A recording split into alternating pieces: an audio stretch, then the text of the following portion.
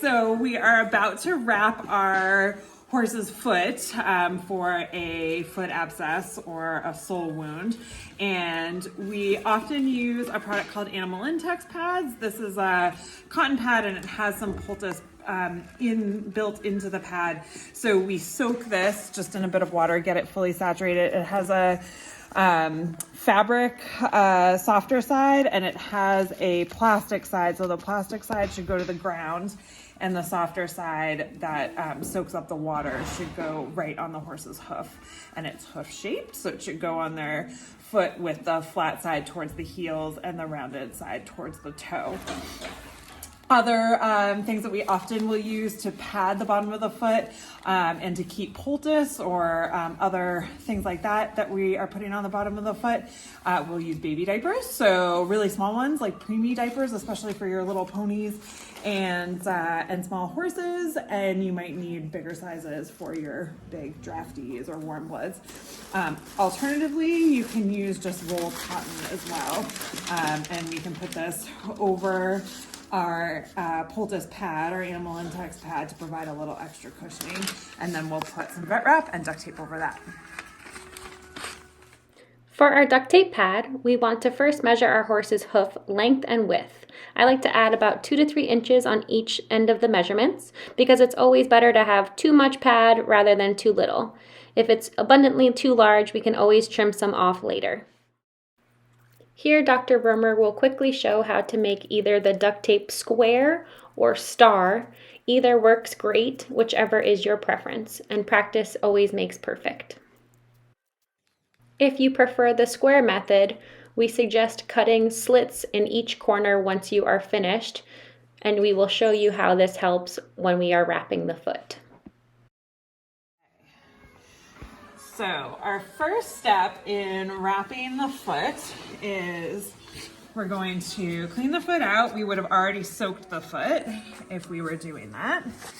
And then we'll put on our Animal Intex pad or poultice, whatever we've been wanting to use or what your vet recommends. And then we're going to put our pad or diaper over that. And then I always like to hold all of this in place with some vet wrap.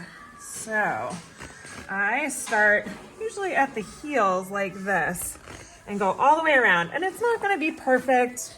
And if you have a cooperative horse like this, I'll put their foot on my knee to make this a little bit easier. Sometimes this is a 2-person job.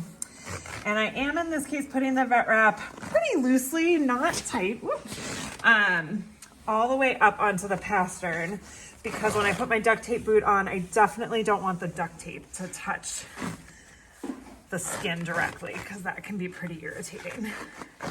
All right, so I'm gonna go around this one more time.